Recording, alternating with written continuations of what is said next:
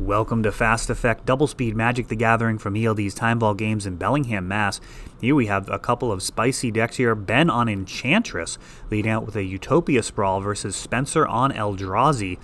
A deck that, if it has its way, will either close this out before Enchantress can do some fun stuff, or get out something along the lines of Chalice of the Void and lock Enchantress out from doing what it wants to do. We'll see how this goes. Another Utopia Sprawl, this basic forest, rock solid against land destruction, and Elephant Grass.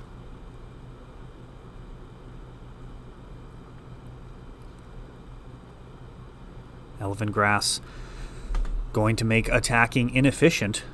Thought-Knot Seer coming down. We've got Helm and Rest in Peace in hand. Looks like a Living Wish along with a Enchantress's Presence. The Rest in Peace Helm combo, very potent in certain metagames. Rest in Peace, if it's a good card on its own, makes that very, very difficult. Graveyard strategies obviously running against that main deck, not going to be happy. That Elephant Grass has to go away here as Ben recognizes that he's going to have to move the ball forward. Argothian Enchantress. Ooh, Reality Smasher, and this just got out of hand fast. 14 damage coming in, 0-1 blocker, really not an option. Ben's going to have a single turn here to turn this around, and it's not looking... Ooh, Serra's Sanctum, that's could certainly be part of the equation. Can he possibly create a pillow fort here? Get some enchantments down, get out of solitary confinement. What can he do to survive?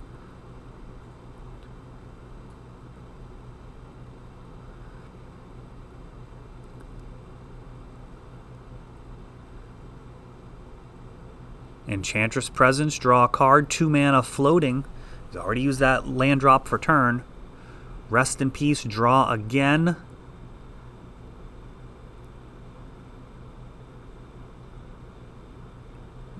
And blocking here will still be lethal.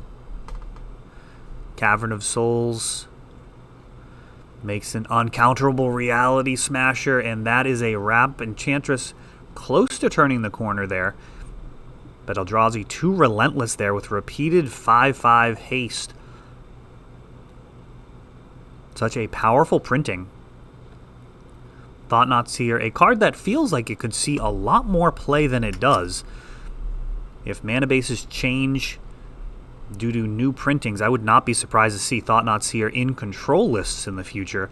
That just they don't currently have a great way of casting him outside of cards like Grove of the Burn Willows. You do need a lot of colorless sources to make him worthwhile, but a 4/4 body that messes up your opponent's hand is a real consideration. Particularly good with Narset, as they can't really draw the extra card very easily.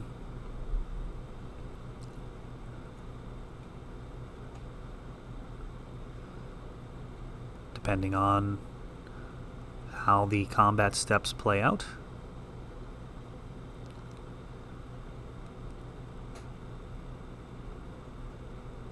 Enchantress, a deck not in people's testing gauntlets. Very powerful, been around since the beginning of the format. Does have some glaring weaknesses, but often those cards aren't seeing that much play. I mean, a card like Reverent Silence can be very uncomfortable to play against, but not exactly the most played card.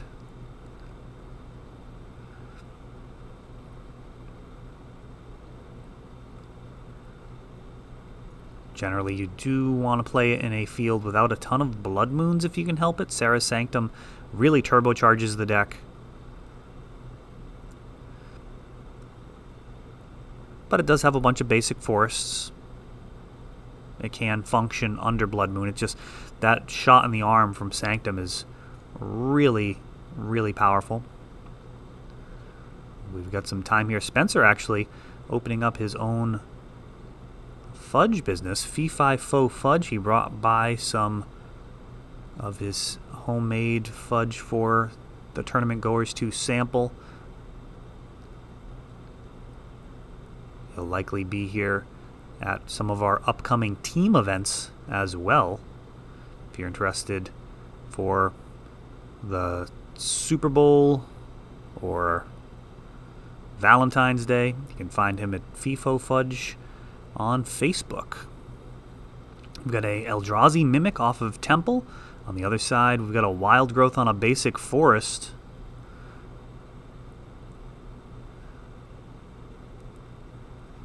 Acceleration so important for this deck. Living Wish.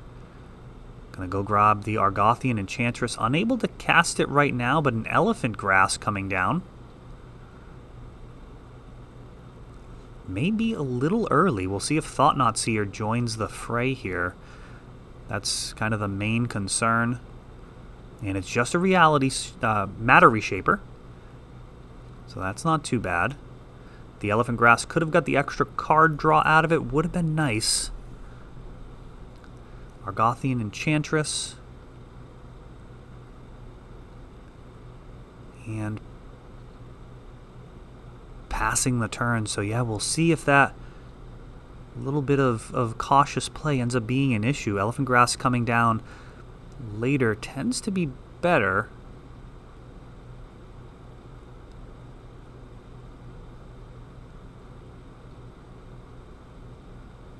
He's going to be able to pay the mana now and send. That upkeep not going to be able to stick around for too long. Elephant Grass, a card that people don't see very often. I've actually seen somebody lose in a top 8 with an Elephant Grass out against a Progenitus, just completely forgetting about the fact that black creatures can't attack. Both players completely missing it.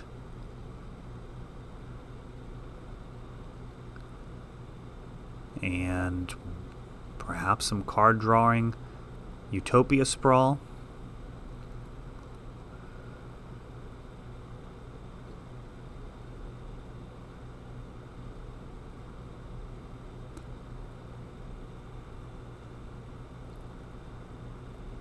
And Enchantress.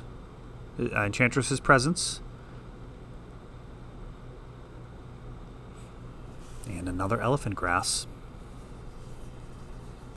This Elephant Grass going to tax Spencer's mana base, preventing him from committing additional threats. Does he just try and chip in there 3 more turns? Does he add to the board? He can get in there for 5. If he gets out a Reality Smasher here, the next turn he can swing for 8. If he draws some mana, let's see what path he takes. It looks like... Oh, Ugin.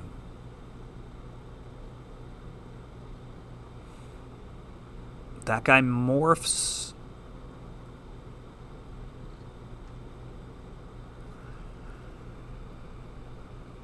I gotta look up his modes.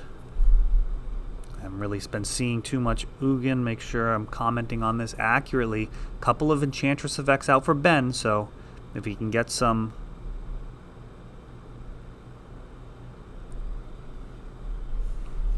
card drawing here, this could work out pretty well. -3, destroy target permanent that's 1 or more colors. So he has an answer for the Enchantress Presence. The Argothian Enchantress does have Shroud.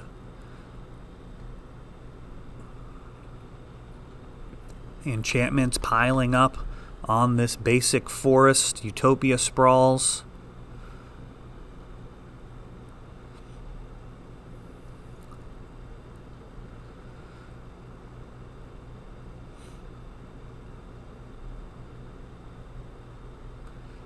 And now Living Wish. Grabbing Sarah's Sanctum.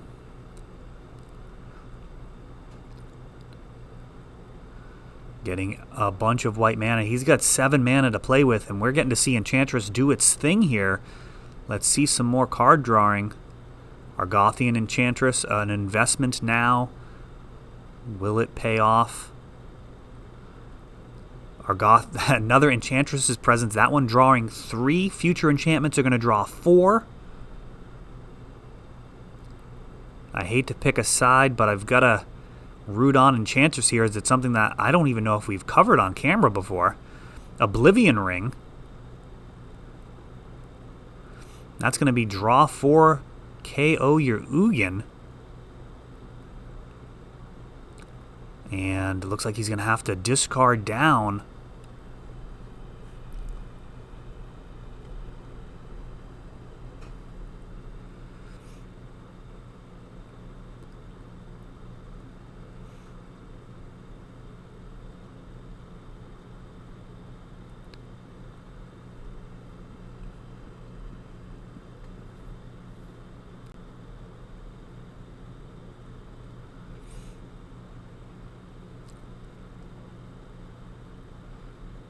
Is there no elephant grass in play anymore? Oh no. There's no elephant grass left. Reality Smasher. So he's going to be taking 7 damage, losing his Argothian Enchantresses. That was nearly lethal. Blocks necessary. I don't know if both blocks were the way to go. This may be a situation where he's going to...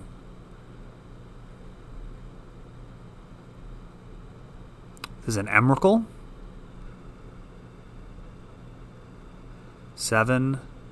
Another Serra Sanctum. And we're just hard casting Emrakul here.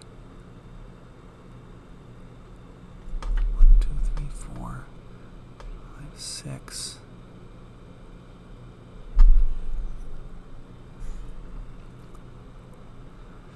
And that is not the end of the turn. He's still got some mana to play with.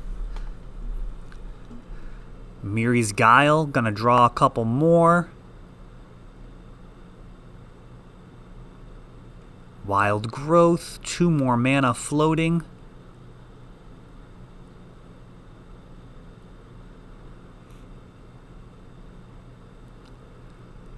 Oh, Emrakul's actually fun. I don't know if I've seen this with Emrakul, because they used to run Words of Wind, or the blue words that can bounce a permanent.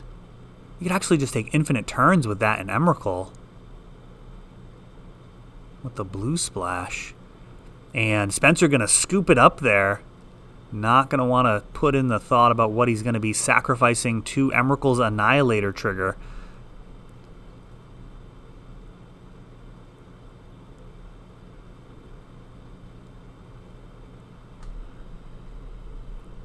Going into game number 3.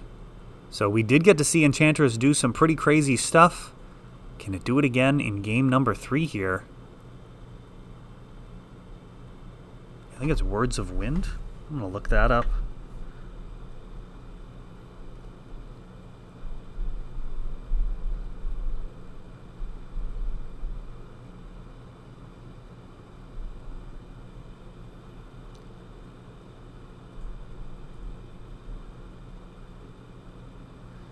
Yeah, the next time you draw a card this turn, each player returns a permanent he or she controls to its owner's hand.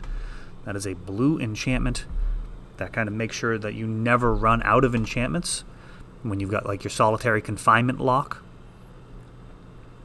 But yeah, bouncing Emrakul, casting him again, literally getting infinite turns. It's a line.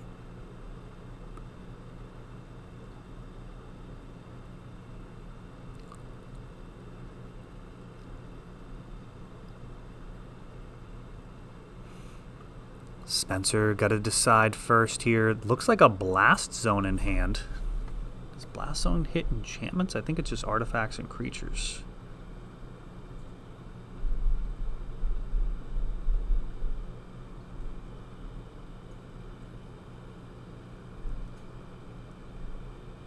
Oh no, non-land permanents.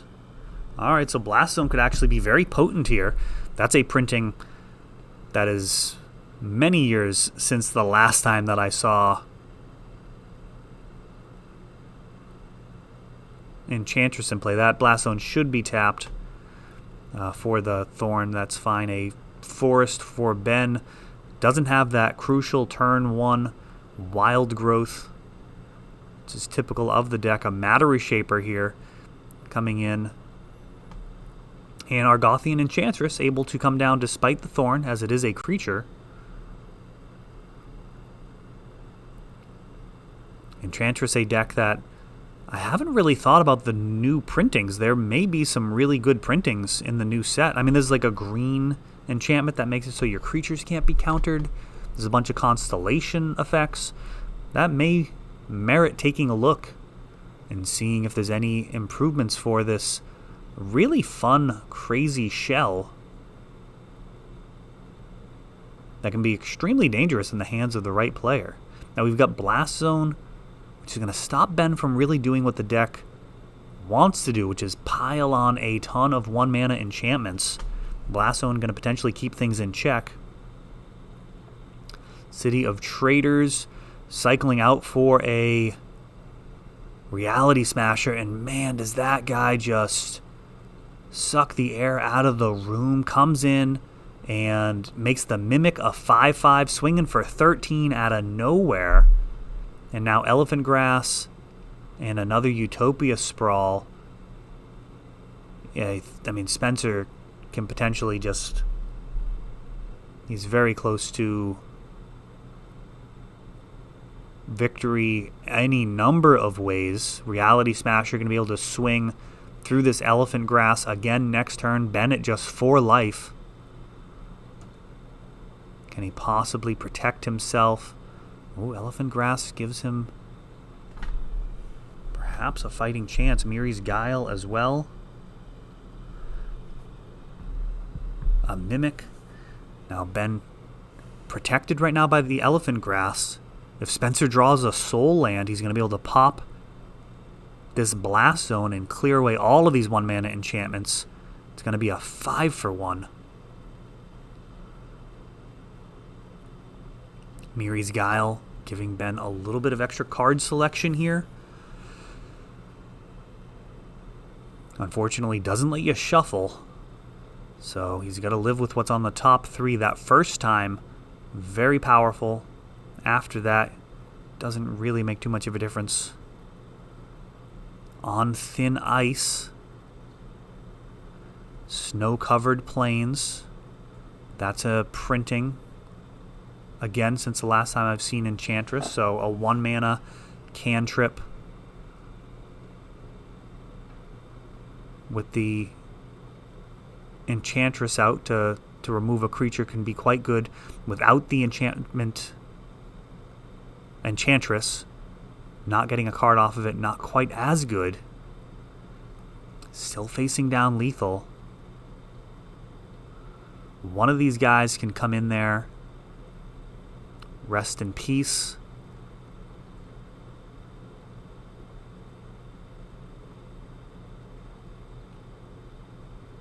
Still not able to blow up the permanents with Blast Zone.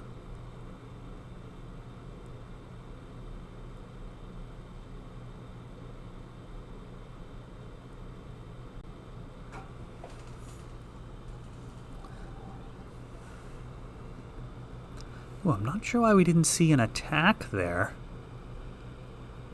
Elephant Grass goes away.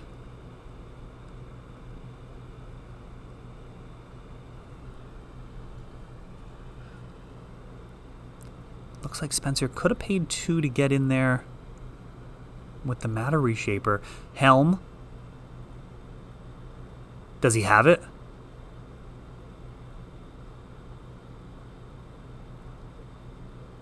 Helm combo gets there, so he's got the Rest in Peace, draws the Helm, and finishes the game despite Thorn of Amethyst being in play. And what a treat to see Enchantress do its thing on camera.